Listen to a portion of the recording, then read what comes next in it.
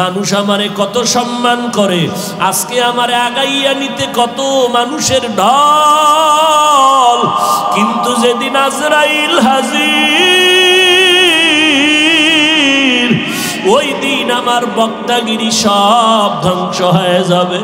আমার আপন রক্তের সন্তানেরা গেঞ্জিটা প্লেট দিয়া কেটে কেটে রেখে দিয়া ওই বাজারের 3টা দুর্বল সাদা কাপড়, ওই কাপড়ে প্যাকেট বানাইয়া জানাজা পড়াইয়া কবরে নিয়ে যাবে। এত ভক্ত, এত মহব্বতের বন্ধু কবরে এখন আর কেউ নাই। আমাকে বাঁশবাগানে কবরে শোয়াইয়া একটা বিছানাও দিল না, বালিশও দিল না, ওই 3টা সাদা কাফন দিয়ে পেঁচাইয়া রাখলো। 2টা লোক দেখলাম কবরের মধ্যে নামিয়া গেল, একজন মাথার কিনারায় আর একজন পায়ের কিনারায়। মনে হয় জানো এই 2জন আমার সাথে কবরে থাকবে, কিন্তু না, হঠাৎ বাঁশের চাল আর কলা পাতা দিয়া মিনহা খলাকনাকুমের আওয়াজ দিয়া মাটি দিতে দিতে হঠাৎ 2জন 2 মাথা দিয়া পায়ের কাফনের মুষ্টি, মাথার কাফনের মুষ্টিটার খুলিয়া 2জন লাফ দিয়া উপরে উঠে এবার আমারে আটকাইতেছে। এমন ভাবে আমার মাটি দেয় যেন নড়াচড়ার কোনো উপায় নাই। মাটি দিয়া দিয়া যখন সবাই বিদায়, আমার মায়ার নবী বলেন ওই কবরে এখন কেউ নাই। 2জন ফেরেশতা হাজির হয়ে যাবে, তোমাকে 3টা প্রশ্ন করবে। তুমি কয় টাকার মালিক জিজ্ঞাসার প্রয়োজন নাই, তুমি কোন দলের নেতা, কোন পরিমাণ এলেমওয়ালা শিক্ষিত জানার দরকার নাই, তুমি হিন্দু না বৌদ্ধ, মুসলমান, আলেম না মূর্খ, কোনো কথা নাই। সবার বেলায় 3টা প্রশ্ন, রবের পরিচয় দাও, ধর্মের পরিচয় দাও, রাহমাতুল লিল আলামিনের পরিচয় দাও। নবীজি বলেন যারা দুনিয়াতে রবের গোলামি করে কবরে যাবে তারা বলবে রব্বি আল্লাহ, আমার রব আর কেউ না, আমার রব আমার আল্লাহ। যারা দুনিয়াতে ইসলামটারে গলার মালা বানায় গেল তারা কবরে গিয়া জবাব দিবে দীনিয়াল ইসলাম, আমার ধর্ম একমাত্র ইসলাম, আর কোনো আমার ধর্ম নাই। দুনিয়াতে যারা নবীর সুন্নতের আমল করিয়া যাবে, আঙ্গুলের নখগুলো কেমনে রাখবা সেখানেও নবীর সুন্নত যারা মানবে, জুতা কেমনে পরিধান করবা সেখানেও নবীর সুন্নত যারা মেনে চলবা, ওরে বাবা চুলগুলো রাখার ভিতরে নবীর সুন্নত যারা, নবীর তরিকায় চুল রাখবা, এইভাবে সুন্নতের আমল করিয়া যারা কবরে যাবে, নবীকে দেখাইয়া বলবে এই বান্দা নবীরে চিনুনি বলো। যারা আমার নবীর সুন্নতের আশিক এরা দেখা মাত্র চিনে ফেলবে, বলবে ইনি তো আমার সেই নবী যেই নবীরে না দেখে দাড়ি রাখলাম, টুপি পরলাম, আলেমদের মোহাব্বতের বয়ানে নামাজ পড়লাম। কত মানুষ টুপিওয়ালা বলে গালি দিল, পাগড়িওয়ালা বলে গালি দিল, তারপরে নবীর সুন্নত ছাড়ি নাই। নবী বলেন সাথে সাথে আল্লাহ গায়বী আওয়াজ দিবেন, ও কবরের ফেরেশতা আর আমার বান্দাটারে ডিস্টার্ব করবা না, জান্নাতের বিছানাটা বিছাইয়া দাও, 3.5 হাত কবরটারে বড় বালাখানা বানাও, কবরের ভেতরে জান্নাতের সাথে রাস্তা খুলে দাও, আমার বান্দা আরামে ঘুমাবে। দুনিয়াতে আরামে ঘুমাইতে পারে নাই, সবাই যখন ঘুমাইয়া যাইতো আমার এই আশেকটা যায় নামাজ বিছাইয়া কান্না শুরু করতো, সেজদায় পরে ডাকতো আর বলতো ইয়া রব্বি হাবলি, আমাকে ডাকতো আর চোখের পানি ছেড়ে কান্না করতো। ঘুমাইতে পারে না, খেতে পারে না, এখন আরামে ঘুমাবার ব্যবস্থা করে দাও, কিয়ামতের আগের দিন পর্যন্ত আমার বান্দা আরামে ঘুমাবে। নবী আফসোস করে বলেন দুনিয়াতে যারা রবের গোলামি করে না, ইসলাম মানে না, সুন্নতের আমল না করিয়া তওবা না করে গুনাহ নিয়ে কবরে যাবে, তাদেরকেও যখন 3টা প্রশ্ন করা হবে, ওই নাফরমান বেনামাজি গুনাহগারেরা বলবে হা হা লা আদরি, আফসোস আমি কিছুই জানি না, কিছুই জানি না। নবী বলেন সাথে সাথে আল্লাহ গায়বী আওয়াজ দিয়া বলবেন, ও কবরের ফেরেশতাই নাফরমানের ধর, আমি আল্লাহ পাকের নেয়ামত দুনিয়াতে কম ভোগ করে নাই। আমার দেওয়া সূর্যের আলো, চাঁদের আলো, আসমান জমিন, আমার দেওয়া বৃষ্টির পানি, আমার দেওয়া জমিনের ফসল, গাছের ফল খাইলো। এত বড় নিমক হারাম একবার শুকর আদায়ার্থে আলহামদুলিল্লাহ বলে নাই। ওলামায়ে কেরাম পায়ে ধরে দাওয়াত দিত, নামাজ পড়ে নাই। এখন আর দেরি না করে কবরে জাহান্নামের বিছানাটা দিয়া দাও, কবরটাকে জাহান্নামের আগুন দিয়া ভরিয়া দাও। একটা না দুইটা না, 70 থেকে 99টা সাপ কবর ভরে যাবে। নবী বলেন আমার আল্লাহ সর্বশেষ কুদরতের আওয়াজ দিয়া বলবেন, ও কবরের মাটি, এই নাফরমানকে দুই পার্শ্ব থেকে জোরে জোরে চাপ দাও। এত জোরে চাপ দিবে পাঁজরের হাড় চুরমার হয়ে যাবে। ও আল্লাহর বান্দা, ও যুবকেরা, আল্লাহর আযাব সহ্য করার শক্তি নাই। দুনিয়াতে প্রচন্ড ঠান্ডা সহ্য করা যায় না, গরম সহ্য করা যায় না, একটা বেতের বাড়ি মশার কামড় সহ্য করা যায় না। গুনাহ নিয়ে যদি কবরে যাও, ওই সাপের কামড়, মাটির চাপ কেমনে সহ্য করবা? কপাল ভালো থাকলে 2 ফোঁটা চোখের পানি ছেড়ে আমার মাওলাকে ডাকো আর তওবা করো, আর বলো দয়ার মালিক, এই ময়দানে আমার মতো গুনাহগার নাই। গুনার কারণে আমার হাত না পাক, আমার চোখ না পাক, আমার জিহ্বা না পাক, অন্তর না পাক। আয় আল্লাহ, গুনাহ নিয়ে কবরে যেতে চাই না, নেক আমল অবস্থায় যেতে চাই। জাহান্নামের আগুন সহ্য করার শক্তি হবে না রে আল্লাহ। 2 ফোঁটা চোখের পানি ছেড়ে তওবা করো, আমার আল্লাহর সাথে সাথে জীবনের গুনাহ মাফ করে দিবেন। ও যুবকেরা, স্কুলে পড়ো, কলেজে পড়ো, চাকরি করো, ব্যবসা করো, বাধা নাই। মা বাবার দোয়া নিয়া, আলেমদের পরামর্শ নিয়া 5 বেলার নামাজ পড়ো, নবীর সুন্নাত মানো, মুরব্বীদের দোয়া নিয়া চলো। অহংকারী ভাব দেখাইয়া কারো সাথে খারাপ ব্যবহার করে কষ্ট দিও না। ও আল্লাহর বান্দারা, তওবা করে নাও, জীবনে আর নামাজ ছাড়বা না, বেপরদায় চলবা না, দাড়ি কাটবা না, মা বাবারে কষ্ট দিবা না, ওলামায়ে কেরামের বিরোধিতা করবা না।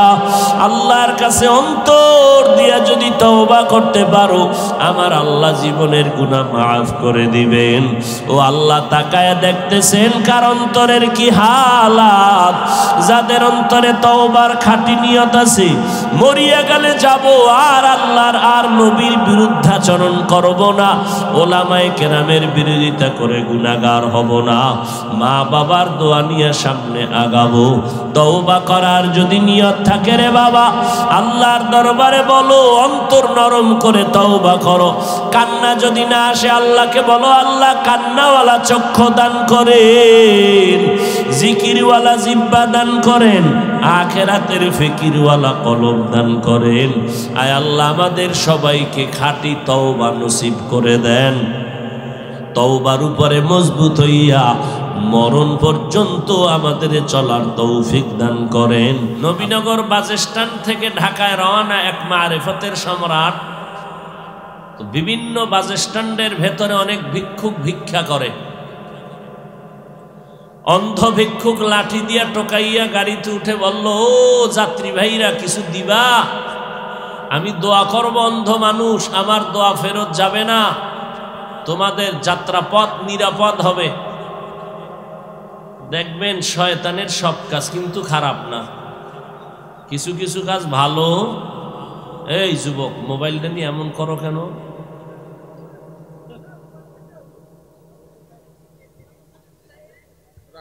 ভাইরা আমার, এবার ওই মারিফতের সম্রাট কিছু টাকা দিল। কাকে?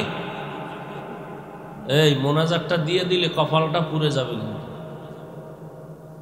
বাকি শুধু হাত দুইটা শুধু উঁচা করব, এই আর নিচে নামবে না আগামী বছরের আগে। আল্লাহ সব ভাইকে হেদায়াত দান করুন।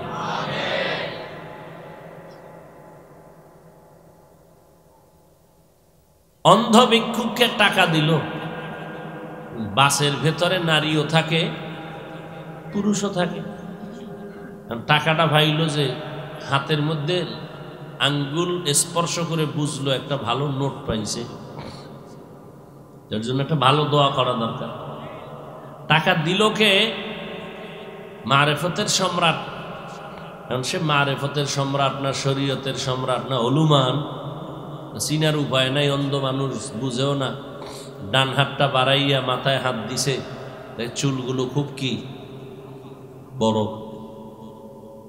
খুব খুশি, মনের মতো একটা দোয়া করে দিল, আল্লাহ চাওয়া মাত্র দিয়ে দিল। পুরুষের কপালে ঠাডা পড়ল বোধহয়, প্রথমে আমাকে এক মহিলাই দান করে দিল, লম্বা চুলওয়ালা। আমি অন্ধ মানুষের দোয়া তুমি খালি ফিরাও না, দোয়া করে দিয়ে আল্লাহ তার গর্বে একটা নেককার বাচ্চার ব্যবস্থা করে দিল। এই হলো মারেফতের সম্রাটের পরিণাম ফল। শরীয়ত না মানলে মারেফতের সম্রাটদের এমনই হালাত হবে, কিয়ামতের ময়দানও সব উল্টা পাল্টা হবে।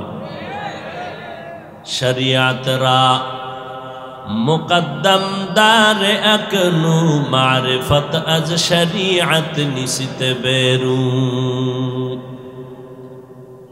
আল্লাহ তাআলা বলেন, আমার সাথে বান্দার সম্পর্কের নাম ইবাদত। যারা ইবাদত করবে তাদের নাম বান্দা, যার ইবাদত করবে তিনি হবেন মাবুদ। আমরা আল্লাহর ইবাদত করি, আমরা গোলাম। যার ইবাদত করি তিনি আমাদের মাবুদ, যার ইবাদত করি তিনি মাবুদ। আমরা হলাম আব্দ বা আবেদ, আমরা আল্লাহর বান্দা।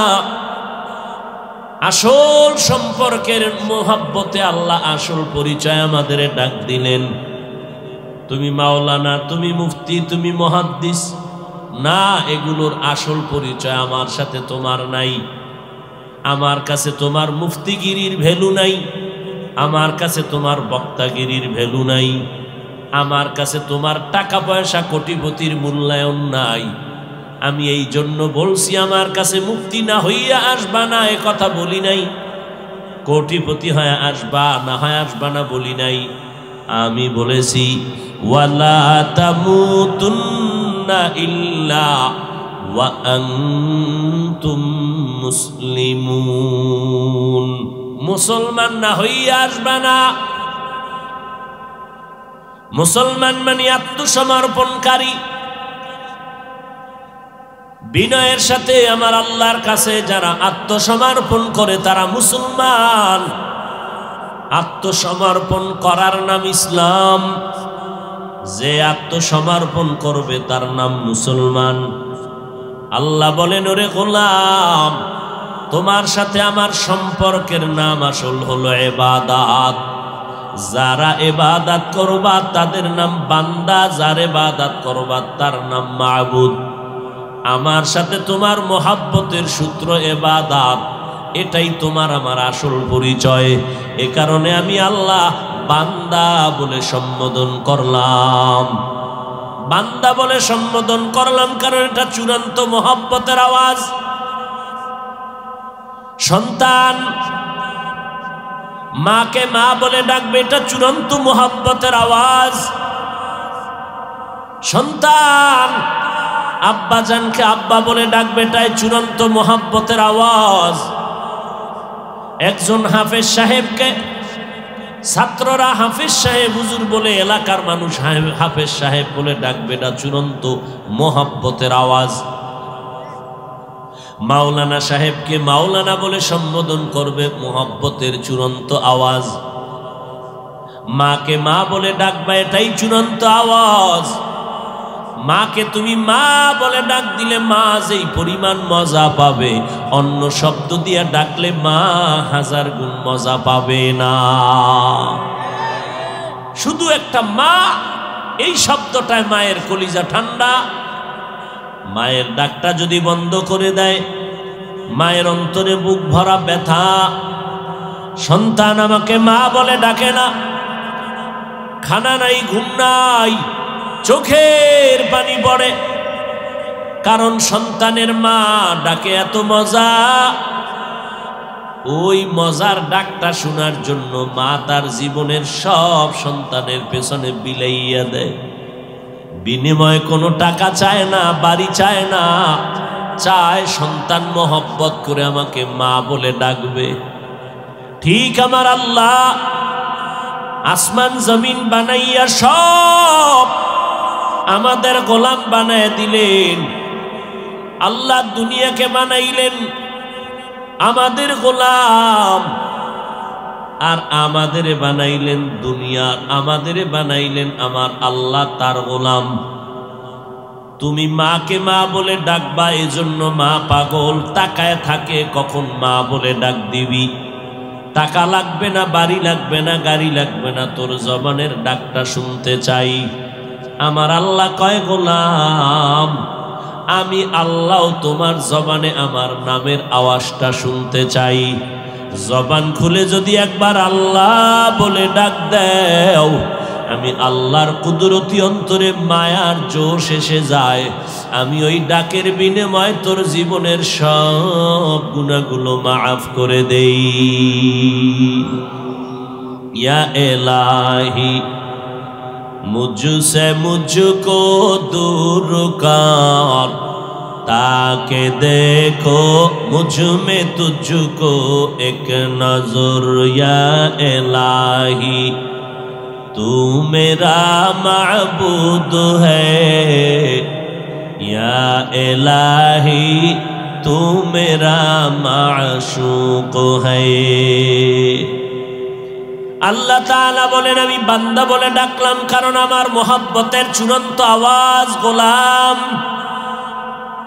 তোমার মোহাব্বতের চূড়ান্ত আওয়াজ আমি তোমার আল্লাহ, আমি তোমার মাবুদ, এই জন্য আমি বান্দা বলে ডাকলাম। দ্বিতীয় কথা, বান্দা বলার মধ্যে আর একটা কারণ হলো আমি জান্নাত দিতে চাই আমার সব, শুধু মুমিন না। ও ইহুদিরা আয়, আমি জান্নাত দিব, তোরা আমার বান্দা, আসো। দুনিয়ার সব মানুষ আমার বান্দা, হিন্দু ধর্মের লোকেরাও আল্লাহর বান্দা, বৌদ্ধ ধর্মের মানুষ আল্লাহর বান্দা। কিন্তু আল্লাহ আর একটা ধাক্কা দিয়ে বলেন আমার বান্দা। আসমান কে বানাইছেন? আরো আস্তে করে বলেন। আল্লাহর নাম নিতে কি কোনো পুলিশের বাধা টাধা আসেনি? জিব্বা নাড়ায় আল্লাহকে বলবেন, এর থেকে আর ভালো মজার কিছু আছে? জোরে বলেন কে? জমিন বানাইলেন কে?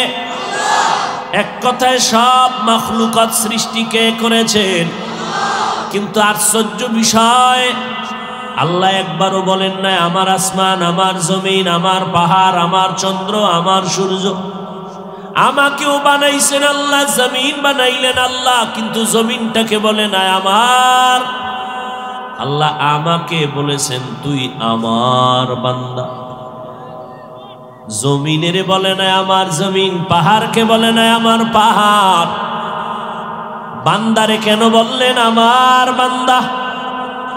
আমি উদাহরণটা এমন ভাবে দেই ভাই, আমার সন্তানের গায়ে জামা কাপড় একজনে হাতি নিয়ে কয় হাফিজ ভাই জামাটা কে বানাইছে? কার? আমি বললাম এ জামা আমার না।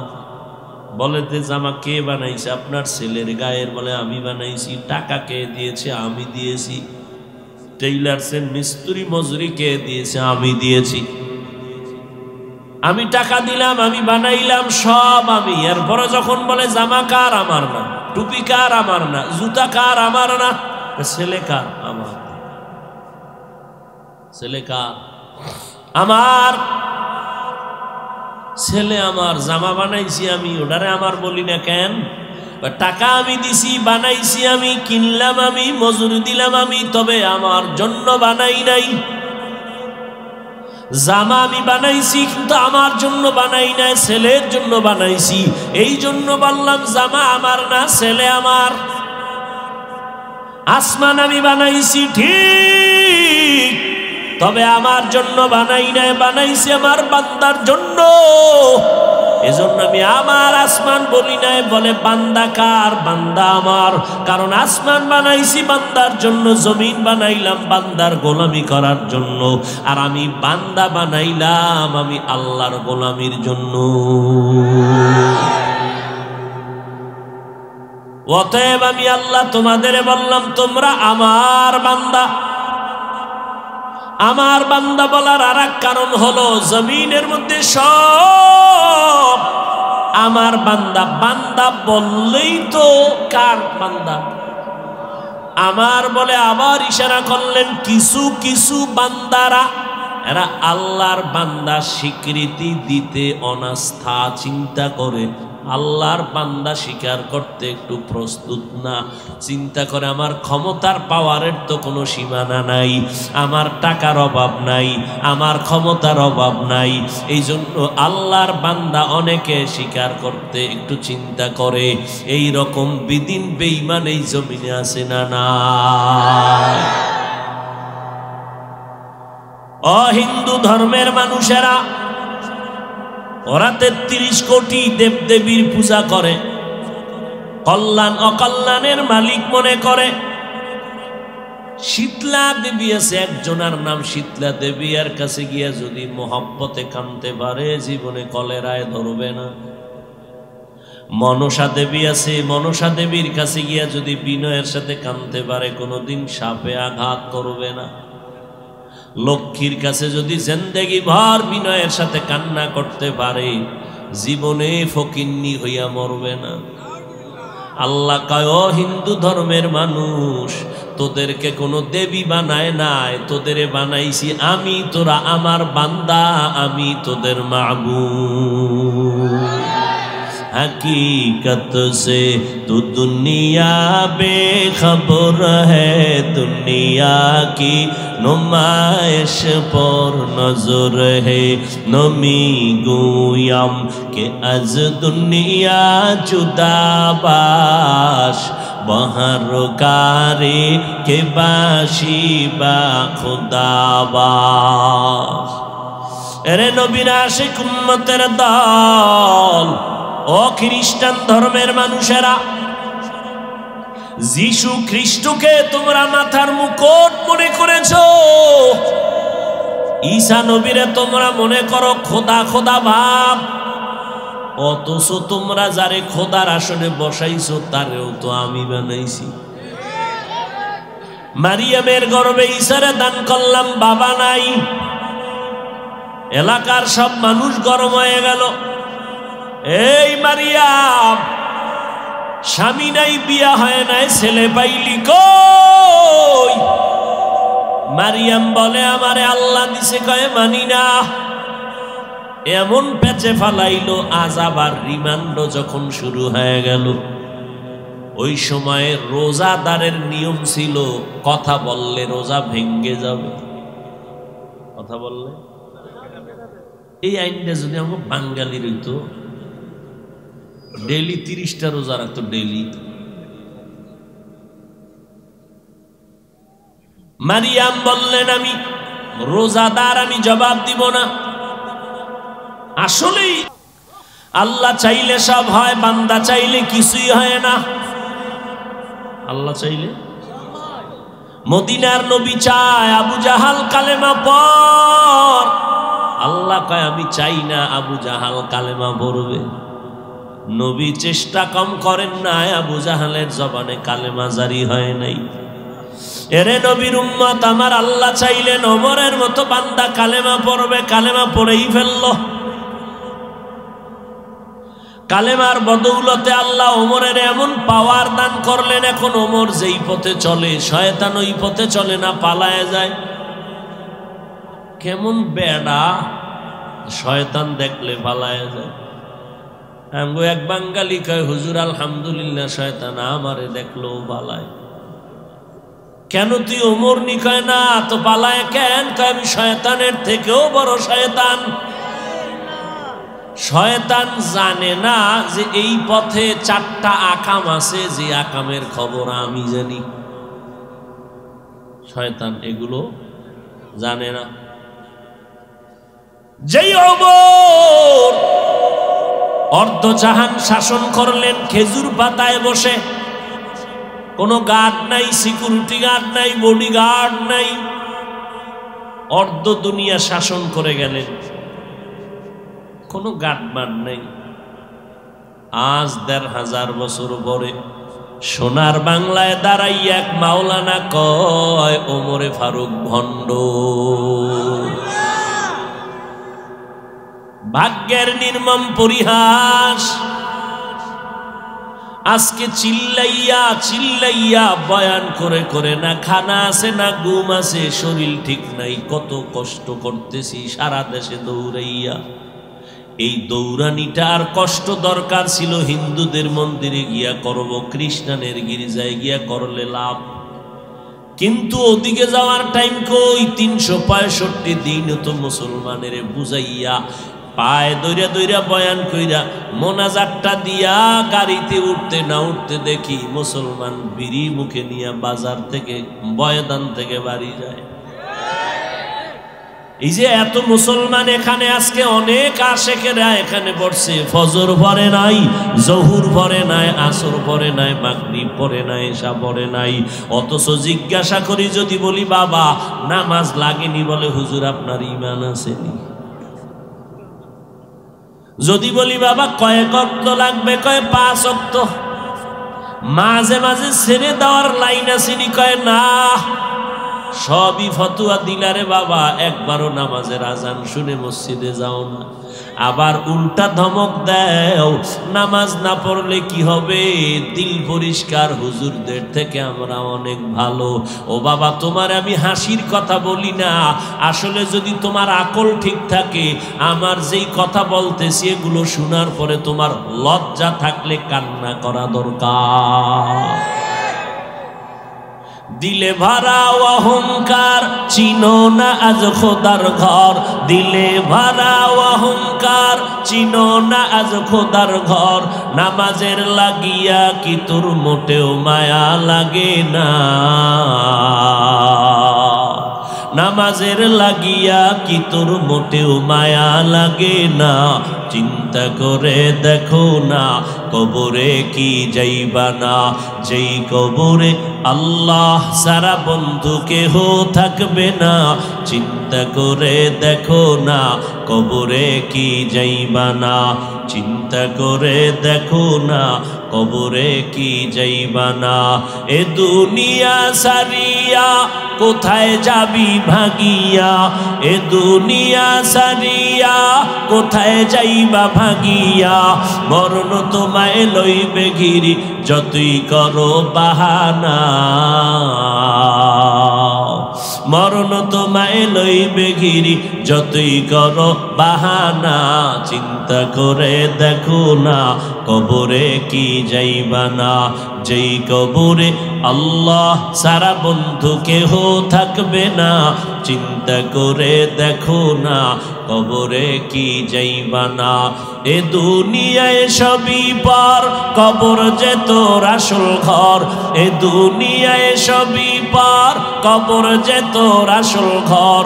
কেমনে সেথায় থাকবি পরে শুধুই মাটির বিছানা? কেমনে সেথায় থাকবি পরে শুধুই মাটির বিছানা? চিন্তা করে দেখো না কবরে কি যাইবা না? যেই কবরে আল্লাহ সারা বন্ধু কেহ থাকবে না। চিন্তা করে দেখো না কবরে কি যাইবা না? অবশেষের ঠিকানা শুধুই মাটির বিছানা। মরণ থেকে যতই পালাও, মরণ তোমায় নিবে ঘিরি। যদিও সুদূর আকাশ পানে লুকাও, সেথায় লাগিয়ে সিঁড়ি। নদী পথে নৌকা চালাও ও মাঝি ভাই। বেলা ডোবার আগে আমি ওপার উঠতে চাই। ডুবে গেলে বেলা রে আর উঠে না। ভেঙ্গে গেলে মেলার আর জমে না। কয়দিন আর বাহাদুরি করবি রে যুবক? এই বয়সে কত যুবকের লাশ কবরে রাখলাম, কত যুবকের জানাজার ইমামতি করেছি। ও বাবা, তুমি আজকে বয়ান শুনতেছো, আল্লাহ না করুন আগামীকাল ঠিক এই সময় তুমি হতে পারো হসপিটালের রোগী। আল্লাহ বানাইতে পারেনি? ওই আমার মাওলারে ভয় করো রে বাবা, দুনিয়া কিছুই না, কয়দিন আর বাহাদুরি করবা। তোমাদের এক আপন বন্ধু হলো গানের শিল্পী মাইকেল। একটা গান গাইলে কত শত ডলার হাদিয়া, এত সুন্দর গানে টান মারতো, যেই গান তোমার কাছে মজা লাগে আমার কাছে শুনতেই ভালো লাগে না। টাকার পাহাড় বানাইয়া ইউটিউবে এখনো সার্চ দিলে মাইকেলের চেহারা দেখবা, গান শুনবা। কিন্তু এই বান্দার টাকার পাহাড় যখন হয়ে গেল, ফাইনাল নিয়ত করে ফেললো, আমি মাইকেল 150 বছরের আগে মরণের বিছনায় যাব না। এই বিষয়ে যত প্রস্তুতি নেওয়ার প্রয়োজন নিয়ে নিল, আল্লাহর সাথে পাল্লা। মাইকেল এবার নিয়ত করলো, আমি 150 বছরের আগে মরব না। চেহারাটাকে কমপ্লিট বাঁধাই করে নিল, খালি হাতে কারো সাথে সাক্ষাৎ দেয় না, জীবাণু আসতে পারে। প্রায় 20 জনের মতো ডাক্তার তারে অল টাইম পাহারা দেয়, শতবার খানা চেক করে দেয়। মাইকেল এত সেফ চলে। আল্লাহর কুদরত, একটু আগে বলছি বান্দা চাইলে কিছু হবে না, আমার আল্লাহ চাইলে সবই সম্ভব। আমার আল্লাহ চাইলে হয়, বান্দা চাইলে হয় না। নমরুদ্দা চাইলো ইব্রাহিম নামের কোন বান্দা জমিনে আসতে দেওয়া হবে না। আল্লাহ চাইলেন তোর নাকের ডগায় পাঠাও, ইব্রাহিম রে দিয়া তোর চেয়ারের গুড়া করে সব আগুন দিয়া জ্বালায় দিব। আল্লাহ ইব্রাহিমের নমরুদের নাকের ডগায় পাঠায় দিলেন। ওই ইব্রাহিমের আগুনে জ্বালাইতে গিয়া নমরুদ ধ্বংস হইয়া গেল। ইব্রাহিম নবীর একটা পশম জ্বালাইতে ওরা পারে নাই। হেফাজতের মালিককে ওই আল্লাহ আসেনি? এই কথাগুলো বেঈমানেরে বুঝাইতে কত কষ্ট হইতো, অথচ বেঈমানেরে বুঝাইতে কোনো কষ্ট না, সব কষ্ট মুসলমানেরে বুঝাইতে। কি এবার বুঝেন আপনারা, কি কোয়ালিটি সম্পন্ন মুসলমান আপনি। ও আল্লাহর বান্দারা, ফেরাউন চাইল মুসা নামের কোন বান্দা জমিনে আসতে দেয়া হবে না। আল্লাহ বলেন তোর ঘরে পাঠাইয়া, তোর টাকায় খাওয়াইয়া, বড় বানাইয়া, তোর গালে চর লাগাইয়া তোরে সাইজ করা হবে। ফেরাউনের ঘরে মুসা নবী আসলো, বড় হলেন, গালে চর মারলো। ওই ফেরাউন লোহিত সাগরের চুবানি খাইয়া ধ্বংস হয়ে গেল। জমিনের মধ্যে আজও ফেরাউনের লাশটা আছে। বেঈমানেরা দেখ, তুই যত বড় বাহাদুর দাবি করো, ফেরাউন নমরুদের মতো হতে পারবি না। ওই নমরুদ আমার আল্লাহকে মারার জন্য রেডি হয়ে গেছিল। আল্লাহরে গুলি করবে, গুলি তীর তীর নিয়া বাঁশ দিয়া সিঁড়ি বানায় যায় উপরে। কই যাও? আল্লাহরে মাইরালাম, মারলেই সব কেসা খতম। আল্লাহ কয় তোর থেকে আমি কম চালাক। যখন তীর নিক্ষেপ করেন একটা প্রাণীর গায়ে লাগলো, রক্ত আসলো, রক্ত নিয়ে নিচে দেখ আল্লাহরে মেরে ফেলছে, এই যে রক্ত। আল্লাহ বলেন ওয়ামাকারু ওয়ামাকারাল্লাহ ওয়ামাকারু ওয়ামাকারাল্লাহ ওয়াল্লাহু খায়রুল মাকিরিন।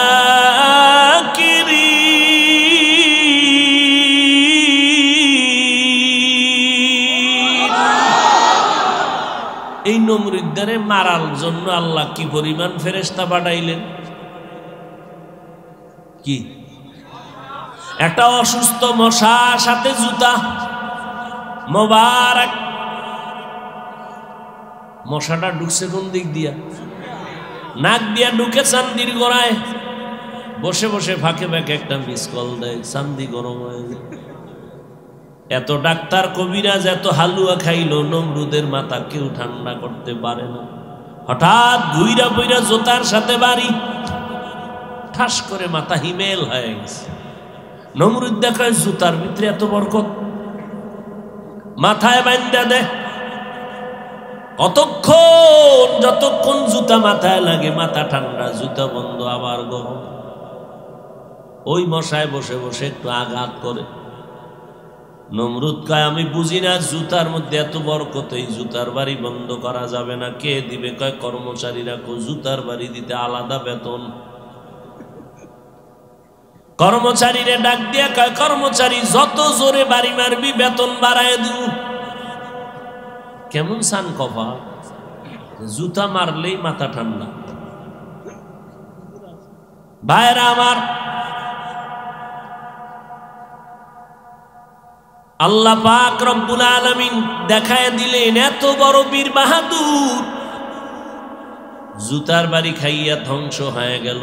আজও দুনিয়ার কোন বেঈমান সন্তানের নাম নমরুদ ফেরাউন রাখেনি। যদি বলি 1 লাখ টাকা দিব প্রত্যেক মাসে, সন্তানের নাম রাখবি নমরুদ ফেরাউন, বেঈমানেরা রাজি হবেনি। নবীনগরের বাঙালিরে যদি কই সন্তানের নাম ফেরাউন রাখবি নি, লাভ 1 লাখ। একটু 3 দিন সময় দাও, একটু ভাইবা নেই। বাঙালি তো 3 দিন পরে বলে দিয়ায় দিবিনি, কহ দিন কসম খাইয়া কইছ, টাকাটা টাইম মতো বাড়ায় দিস। ফেরাউন নাম রেখে দিব, পরে তওবা করে নিব।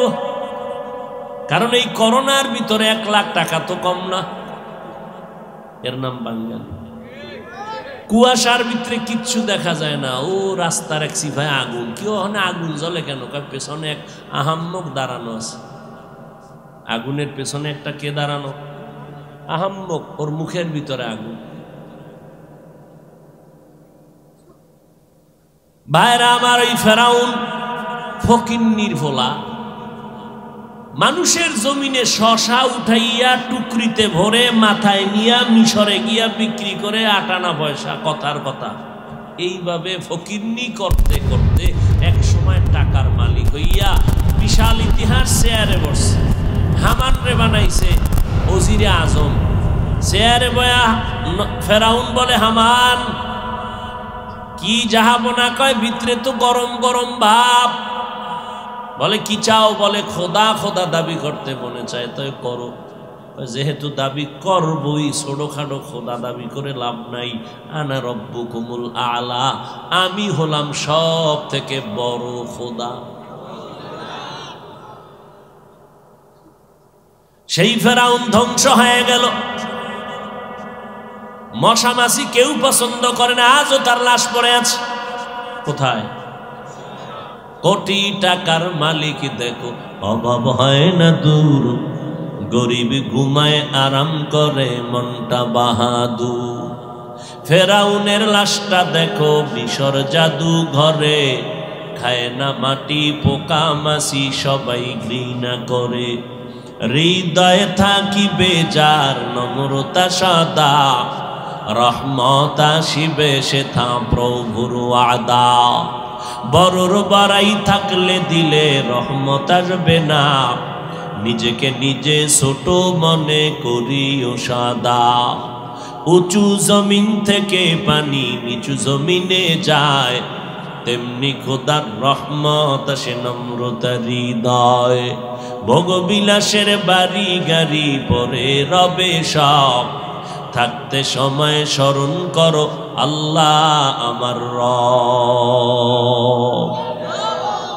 রব্বি আল্লাহ লা ইলাহা গায়রুহু ওয়া নবিহি মুহাম্মদ মুস্তাফাহু। এরে নবীর উম্মতের দল, ও যুবক, ওয়াজে আইছো, এখন ঘুমাইতে মন চায়? বাঙালির ঘুম আসেনি? পৃথিবীর নিকৃষ্টতম অ্যাটম বোম দুনিয়াতে আবিষ্কার হইয়া মানুষের পকেটে ঢুকার থেকেই ঘুম শেষ। দুনিয়ার বড় বড় গবেষকরা অ্যাটম বোম তৈরি করেছে। অ্যাটম বোম, মিসাইল, কামান। এক অ্যাটম বোম মেরে দিলে বাংলাদেশ দেখবা 3 মিনিটে নাই। ওটা আমেরিকা গেছি গা।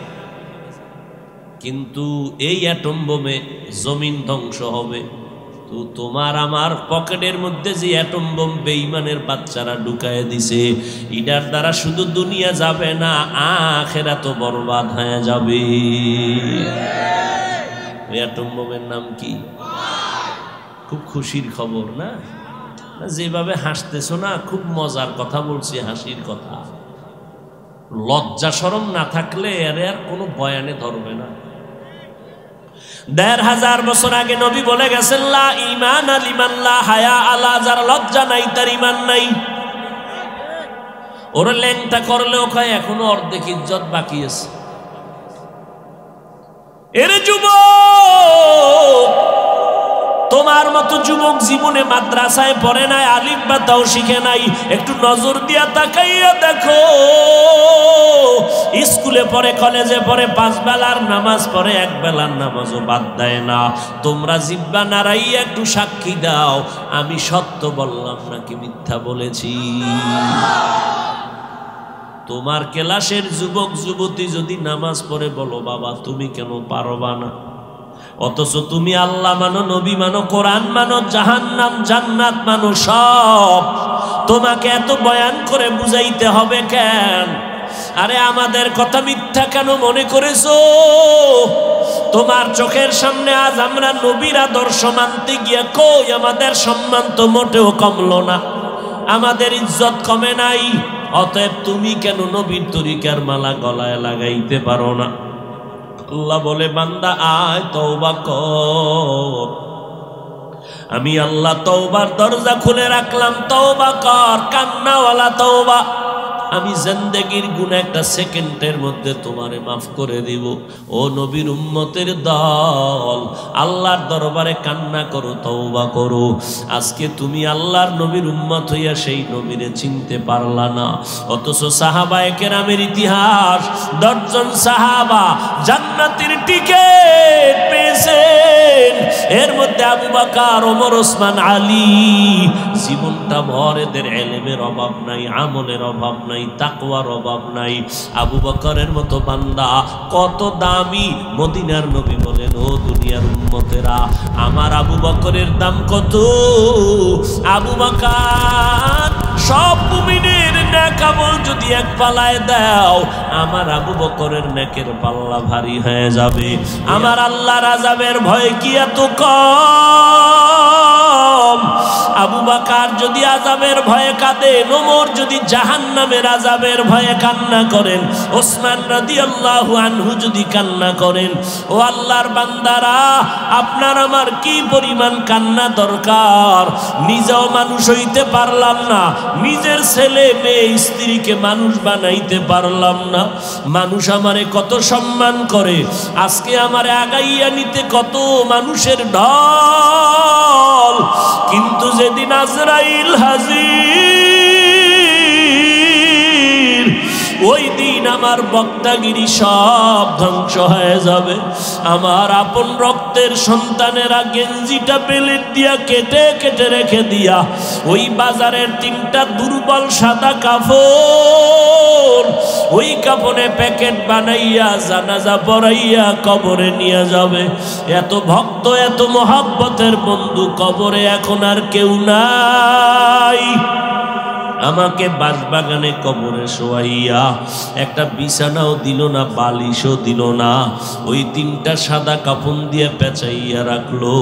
2টা লোক দেখলাম কবরের মধ্যে নামিয়া গেল, একজন মাথার কিনারায় আর একজন পায়ের কিনারায়।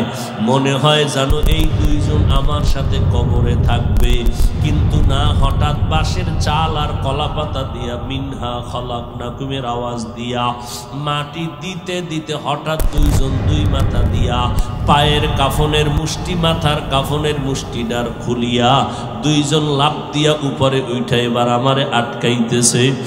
এমন ভাবে আমার মাটি দেয় যেন নড়াচড়ার কোনো উপায় নাই। মাটি দিয়া দিয়া যখন সবাই বিদায়, আমার মায়ার নবী বলেন, ওই কবরে এখন কেউ নাই। 2 জন ফেরেশতা হাজির হয়ে যাবে, তোমাকে 3টা প্রশ্ন করবে। তুমি কয় টাকার মালিক জিজ্ঞাসার প্রয়োজন নাই, তুমি কোন দলের নেতা, কোন পরিমাণ এলেমওয়ালা শিক্ষিত জানার দরকার নাই। তুমি হিন্দু না বৌদ্ধ, মুসলমান, আলেম না মূর্খ, কোনো কথা নাই। সবার বেলায় তিনটা প্রশ্ন, রবের পরিচয় দাও, ধর্মের পরিচয় দাও, রাহমাতুল লিল আলামিনের পরিচয় দাও। নবীজি বলেন যারা দুনিয়াতে রবের গোলামি করে কবরে যাবে তারা বলবে রব্বি আল্লাহ, আমার রব আর কেউ না, আমার রব আমার আল্লাহ। যারা দুনিয়াতে ইসলামটারে গলার মালা বানায় গেল তারা কবরে গিয়া জবাব দিবে দীনিয়াল ইসলাম, আমার ধর্ম একমাত্র ইসলাম, আর কোনো আমার ধর্ম নাই। দুনিয়াতে যারা নবীর সুন্নতের আমল করিয়া যাবে, আঙ্গুলের নখগুলো কেমনে রাখবা সেখানেও নবীর সুন্নত যারা মানবে, জুতা কেমনে পরিধান করবা সেখানেও নবীর সুন্নত যারা মেনে চলবা, ওরে বাবা চুলগুলো রাখার ভিতরে নবীর সুন্নত যারা, নবীর তরিকায় চুল রাখবা, এইভাবে সুন্নতের আমল করিয়া যারা কবরে যাবে, নবীকে দেখাইয়া বলবে এই বান্দা নবীরে চিনুনি বলো। যারা আমার নবীর সুন্নতের আশেক, এরা দেখা মাত্র চিনে ফেলবে, বলবে ইনি তো আমার সেই নবী যেই নবীরে না দেখে দাড়ি রাখলাম, টুপি পরলাম, আলেমদের মোহাব্বতের বয়ানে নামাজ পড়লাম। কত মানুষ টুপিওয়ালা বলে গালি দিল, পাগড়িওয়ালা বলে গালি দিল, তারপরে নবীর সুন্নত সারি নাই। নবী বলেন সাথে সাথে আল্লাহ গাইবি আওয়াজ দিবেন, ও কবরের ফেরেশতা আর আমার বান্দাটারে ডিস্টার্ব করবা না, জান্নাতের বিছানাটা বিছাইয়া দাও, 3.5 হাত কবরটারে বড় বালাখানা বানাও, কবরের ভেতরে জান্নাতের সাথে রাস্তা খুলে দাও। আমার বান্দা আরামে ঘুমাবে, দুনিয়াতে আরামে ঘুমাইতে পারে নাই। সবাই যখন ঘুমাইয়া যাইতো, আমার এই আশেকটা যায় নামাজ বিছাইয়া কান্না শুরু করত, সিজদায় পড়ে ডাকতো আর বলতো ইয়া রব্বি হাবলি, আমাকে ডাকতো আর চোখের পানি ছেড়ে কান্না করত। ঘুমাইতে পারে না, খেতে পারে না, এখন আরামে ঘুমাবার ব্যবস্থা করে দাও। কিয়ামতের আগের দিন পর্যন্ত আমার বান্দা আরামে ঘুমাবে। নবী আফসোস করে বলেন দুনিয়াতে যারা রবের গোলামি করে না, ইসলাম মানে না, সুন্নতের আমল না করিয়া তওবা না করে গুনাহ নিয়ে কবরে যাবে, তাদেরকেও যখন 3টা প্রশ্ন করা হবে, ওই নাফরমান বেনামাজি গুনাহগারেরা বলবে হা হা লা আদরি, আফসোস আমি কিছুই জানি না, কিছুই জানি না। নবী বলেন সাথে সাথে আল্লাহ গাইবি আওয়াজ দিয়া বলবেন, ও কবরের ফেরেশতাই নাফরমানের ধর, আমি আল্লাহ পাকের নেয়ামত দুনিয়াতে কম ভোগ করে নাই। আমার দেওয়া সূর্যের আলো, চাঁদের আলো, আসমান জমিন, আমার দেওয়া বৃষ্টির পানি, আমার দেওয়া জমিনের ফসল, গাছের ফল খাইলো। এত বড় নিমক হারাম একবার শুকর আদায়ার্থে আলহামদুলিল্লাহ বলে নাই। ওলামায়ে কেরাম পায়ে ধরে দাওয়াত দিত, নামাজ পড়ে নাই। এখন আর দেরি না করে কবরের জাহান্নামের বিছানাটা দিয়া দাও, কবরটাকে জাহান্নামের আগুন দিয়া ভরিয়া দাও। একটা না, 2টা না, 70 থেকে 99টা সাপ কবর ভরে যাবে। নবী বলেন আমার আল্লাহ সর্বশেষ কুদরতের আওয়াজ দিয়া বলবেন, ও কবরের মাটি, এই নাফরমানকে 2 পার্শ্ব থেকে জোরে জোরে চাপ দাও। এত জোরে চাপ দিবে পাঁজরের হাড় চুরমার হয়ে যাবে। ও আল্লাহর বান্দা, ও যুবকেরা, আল্লাহর আযাব সহ্য করার শক্তি নাই। দুনিয়াতে প্রচন্ড ঠান্ডা সহ্য করা যায় না, গরম সহ্য করা যায় না, একটা বেতের বাড়ি মশার কামড় সহ্য করা যায় না। গুনাহ নিয়ে যদি কবরে যাও, ওই সাপের কামড়, মাটির চাপ কেমনে সহ্য করবা? কপাল ভালো থাকলে 2 ফোঁটা চোখের পানি ছেড়ে আমার মাওলাকে ডাকো আর তওবা করো, আর বলো দয়ার মালিক, এই ময়দানে আমার মতো গুনাহগার নাই, গুনার কারণে আমার হাত না পাক, আমার চোখ না পাক, আমার জিহ্বা না পাক, অন্তর না পাক। আয় আল্লাহ, গুনাহ নিয়ে কবরে যেতে চাই না, নেক আমল অবস্থায় যেতে চাই। জাহান্নামের আগুন সহ্য করার শক্তি হবে না রে আল্লাহ। দুফোঁটা চোখের পানি ছেড়ে তওবা করো, আমার আল্লাহ সাথে সাথে জীবনের গুনাহ মাফ করে দিবেন। ও যুবকেরা, স্কুলে পড়ো, কলেজে পড়ো, চাকরি করো, ব্যবসা করো, বাধা নাই। মা বাবার দোয়া নিয়া, আলেমদের পরামর্শ নিয়া 5 বেলার নামাজ পড়ো, নবীর সুন্নাত মানো, মুরব্বীদের দোয়া নিয়া চলো। অহংকারী ভাব দেখাইয়া কারো সাথে খারাপ ব্যবহার করে কষ্ট দিও না। ও আল্লাহর বান্দারা, তওবা করে নাও, জীবনে আর নামাজ ছাড়বা না, বেপরদায় চলবা না, দাড়ি কাটবা না, মা বাবারে কষ্ট দিবা না, উলামায়ে কেরামের বিরোধিতা করবা না। আল্লাহর কাছে অন্তর দিয়া যদি তওবা করতে পারো, আমার আল্লাহ জীবনের গুনাহ মাফ করে দিবেন। ও আল্লাহ তাকায় দেখতেছেন কার অন্তরের কি হালাত। যাদের অন্তরে তওবার খাঁটি নিয়ত আছে, মরিয়া গেলে যাব আর আল্লাহর আর নবীর বিরুদ্ধাচরণ করব না, ওলামায়ে কেরামের বিরোধিতা করে গুনাহগার হব না, মা বাবার দোয়া নিয়ে সামনে আগাবো। তওবা করার যদি নিয়ত থাকে রে বাবা, আল্লাহর দরবারে বলো, অন্তর নরম করে তওবা করো। কান্না যদি না আসে, আল্লাহকে বলো, আল্লাহ কান্নাওয়ালা চক্ষু দান করেন, জিকিরওয়ালা জিহ্বা দান করেন, আখিরাতের ফিকিরওয়ালা কলব দান করেন। আয় আল্লাহ আমাদের সবাইকে খাঁটি তওবা নসিব করে দেন। তওবার উপরে মজবুত হইয়া মরণ পর্যন্ত আমাদের চলার তৌফিক দান করেন।